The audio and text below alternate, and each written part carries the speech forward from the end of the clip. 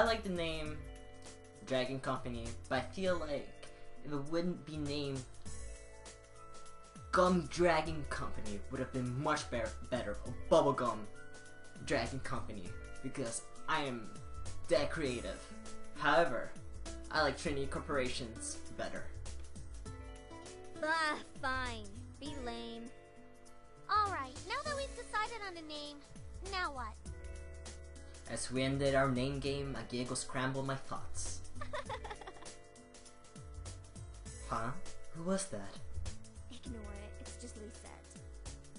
I looked over my shoulder to see her laughing with her circle of friends, mostly compromised of popular people that were practically friends with everyone in school. And as a result, everyone in school knew them, and the center of it of all was Lisette White. I bet you she is a blonde character with probably long curly hair and blue eyes. You just wait and see. Typical fucking high school white girl. She sat with a posture that indicated she was still working, but that she also was ready to casually chat about her day. She had an endearing balance of charismatic and awkward, which was readily apparent when she first talked to someone. I wonder how people must be charismatic and awkward at the same time. Like, that has to be really difficult to manage to do, in my opinion. And this is coming from a very awkward person myself. It was easy to make her smile and laugh, and she was quite the comedian as well. The perfect little girl, is she? Basically, she was perfect. What did I say? Not that she was like a robot or something, but she was the student that everybody else wanted to be. Lisette was bright, easygoing, and above all, had her future laid out right in front of her. Unlike the average student, she knew what she wanted to do right after high school, and as a result, she was confident and ambitious, though sometimes it would rub a lot of people the wrong way. Moreover, I had known her since I was young, but it had ultimately resulted in a rivalry that continued today. Typical fucking storyline. Of course, my friends knew what was between us, and upon seeing me glance at her, they shifted their attention to her.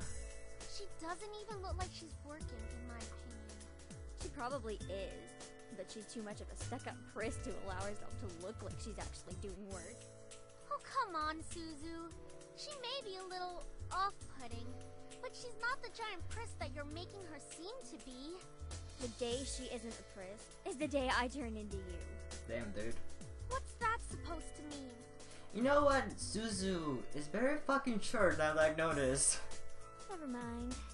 It's about time! Let's bail. Unsurprisingly, Suzu was the first out of the classroom, sliding her backpack over her shoulder with ease as she quickly strolled out of the door. Her seat isn't even closest to the exit, and she always manages to be the first one out of the door. I don't think I'll ever understand that. Me and you both, Naomi. Me and you both. She gave me a smile, as if relieved by the fact that I felt the same way as she did. See? Why can't she just be normal like the two of us? It's Suzu, Naomi. Think about it. Very true. That laugh, though. Man, you guys are slow. Are you coming or what? What's the fucking point of leaving the classroom first if you're gonna wait in a probably busy-ass hallway for your friends to get the fuck out? Why can't you just wait there in the classroom talking to them while they pick up their stuff than being the first one out? I'd rather be in the fucking classroom waiting for them and speaking to them than outside on my own in the fucking crowded ass hallway. I've known people who've done this bullshit, and I don't understand what's the fucking point of it. Whatever. We heard you the first time. Not everyone has rocket boosters attached to their legs when the bell rings. Are you kidding me? That class was ridiculously boring. Even Miss Valedictorian here was dozing off a bit. Ha ha ha. I do have to admit, I was spacing out, and just because I answer one question doesn't mean I'm automatically the valedictorian. Okay, so it wasn't too interesting. But you should at least pay attention when Phillips is talking about the important parts. So you finally admit it. We're finally on the same wavelength. Welcome to the club, Patterson. please, don't call me by my last name. This isn't the classroom. And never in a million years will we ever see things eye to eye. I'm assuming this is like an English school, American school, because of their last names. And two, because like the teacher calls them by their last names, and I've noticed as a very like English American thing to do, that you like call your students by their last names. Like even when I was in high school, I remember that some teachers would call, depending on the student, because some students had like really complicated names depending on their background and all that bullshit. So they would only call those kids that had a very like easy last name or very like English sounding last name. Example, I think I only had like one teacher. I think it was my biology teacher. He was the only one who tried to call me by my last name, but he gave up like within like the first week. He gave up completely on calling me by my last name, and he has proceeded to call me by my first name. I mean, at least he tried, you know. He made so many mistakes pronouncing my last name. Each day it would be a different pronunciation to my last name. But you know, whatever. You know, A for effort. Despite this, they both burst out in laughter. Normally, anyone would think that opposites like them wouldn't ever associate with each other. But even though they were so different, their friendship somehow made a lot of sense. Maybe they were just perfect complements, or personality just didn't dictate the possibility of their friendship. After all, we three had been best friends since preschool. Alright, so where are we heading to first? Cafeteria? I think we can all agree that we're really hungry, especially after hearing about our company's line of deliciously spicy bubblegum. You know what? Here's another thing. Okay, I have social anxiety, so that probably explains a lot, and also hate being in crowds. But I despised going to the cafeteria when I was in high school. I avoided that shit so much. I wanted nothing to do with it. And like in my last year of high school, I met these two international students. One was Italian, the other one was German. And they fucking loved to be in the cafeteria. They will go pick a seat, they wanted to be there, they wanted to eat there. I fucking detested it so fucking much. Because when I meet somebody, you know, for the first time, I don't be like, hey, I have social anxiety, this is why I don't want to do this bullshit, right? I'll be like, I don't want to do it. But anyways, we were still like in the greeting process and shit, so I don't want to seem to, you know, I guess too much for them to say it in a way. So we would pass like, I think we passed like a good portion of the time we were together in the cafeteria, and I kind of just got used to it because like, well, at least I'm with them, right? But if one of them wasn't with me, like let's say, yeah, the Italian one, because I became really good friends with the Italian girl, and if she wasn't with us, I wouldn't want to be in the cafeteria. I would literally go to a classroom and eat in the fucking classroom because I wanted nothing to be in. I didn't want to be in the cafeteria. And also the German girl was friends with these fucking, they were Chinese. These Chinese girls that I fucking detested with all my heart. I don't know why. I just didn't like them. Anyways, point of story, I hate cafeterias. They're too crowded in high school. It fucking sucks. I hate it so much. And so much drama goes down for some reason. I don't understand. And we're talking about Canadian ones, so I guess it was a lot more tame than probably American one. But I hear a lot of bullshit about American cafeterias. The food too was really good, by the way. Who would even buy that? I wonder. Me? I would pay good money to get a taste of it. Haha, you do like spicy food after all. I hate spicy food. I have the whitest tongue. I have the white tongue of my dad. My mom's a different story.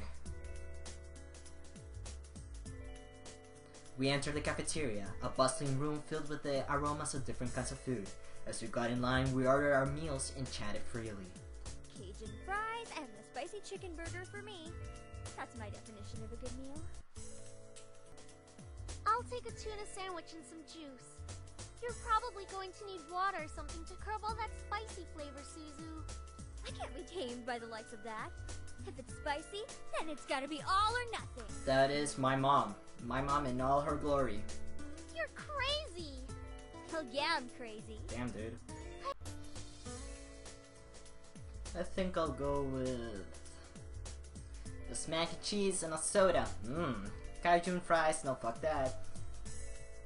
You know what? Mac and cheese and soda. I mean, sure. That sounds good.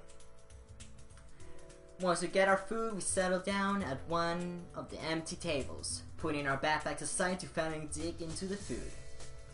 Suzu leaned back in her chair, tilting it back so that she could rest her feet on the table by her food. That is disgusting. Alright then, is there anything we want to talk about? Bored already? I know, let's talk about... Good boys, and I will never speak to you ever again. Aw, why not?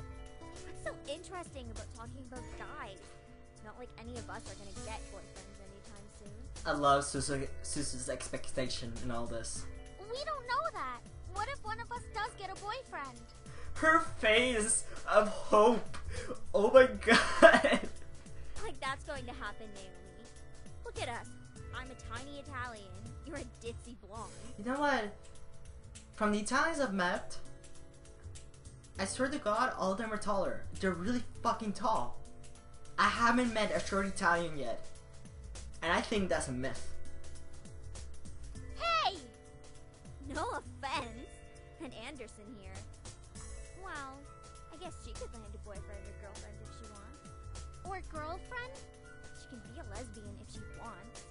True. That's okay, Suzu. I'm not sure I want a boyfriend yet. Why not? It's our senior year. Might as well get a boyfriend. Maybe she's just not interested in a relationship, Suzu. Well, it really wasn't about wanting a relationship, but more up there was no one interesting enough to be in a relationship with. Don't get me wrong, I'm an open person, but there were not too many interesting guys in school to go out with. Who knows? Time will tell. Naomi looked at me and wanted to continue the conversation. However, before she could speak, the speakers in the cafe started up, and an announcement echoed through the cafeteria. Miss Anderson, please come to the main office immediately. Please bring your things with you. Oh my. Looks like our plans have been cut short. The men in white coats have finally come to get you. Can someone please explain me what men in white coats mean? Because I don't get the reference. I don't understand if it's a reference to something. I don't know. Suzu, don't joke around. What if it's serious? Fine. If something happens, just call us. Funny enough, something did happen. And it was certainly no laughing matter.